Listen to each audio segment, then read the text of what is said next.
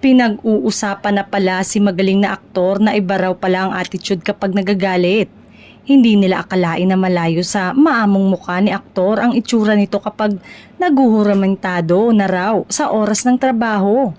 Hindi sinabi kung kailan at kung saang programa ito nangyari pero nabigla raw ang mga staff sa taping nila nang magwala raw sa tent niya si magaling na aktor. Ang ikinagalit daw ni aktor, paulit-ulit daw na ipinapagawa sa kanya ng direktor ang isang eksena. Ilang beses daw nilang ine-rehearse ang eksenang yon, pati sa actual take ay ilang beses rin daw ipinagawa sa kanya. No question, magaling umarte si aktor at sa tingin niya maayos ang ginawa niya pero gusto raw ni Direk na kumuha ng iba't ibang anggulo at may isa pa raw silang kinuna na nagkakamali ang kaeksena nito.